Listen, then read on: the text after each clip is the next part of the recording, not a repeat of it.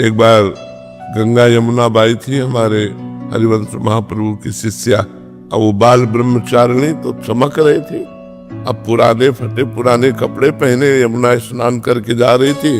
अकबर बादशाह का भांजा अजीज बेग शायद उसका नाम था, उसने दूर से देखा इतनी सुंदरी स्त्री तो उसका मन काम से युक्त हो गया।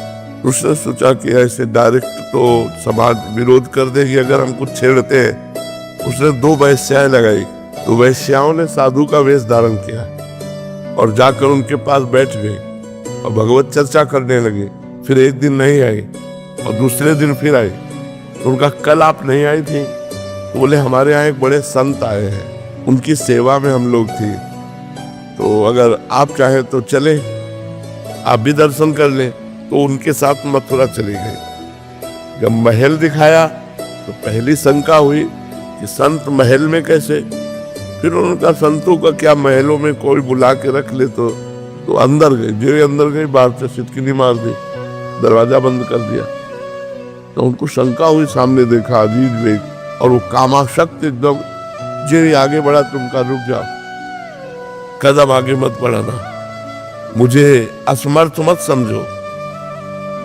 आंख मूंदी श्री हरिवंश श्री हरिवंश श्री हरिवंश श्री हरिवंश। जे महाप्रभु का नाम लिया श्री हरिवंश श्री हरिवंश।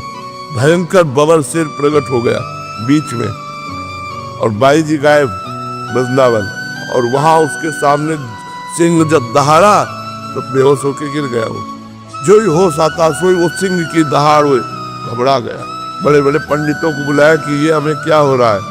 तो उनका अपराध बन गया, जाओ उनके चरणों में पड़ो, साधारण नारी नहीं है, वो भगवान की भक्ता है। तब आकर वृंदावन में उनके चरणों में गिरा। तो खिलवाड़ थोड़ी जो भगवान का भजन करते हैं। जब हमारे नाम होता तो एक बस्ती होती है, भगवान रक्षा करते हैं, भगवान सब बचाते हैं।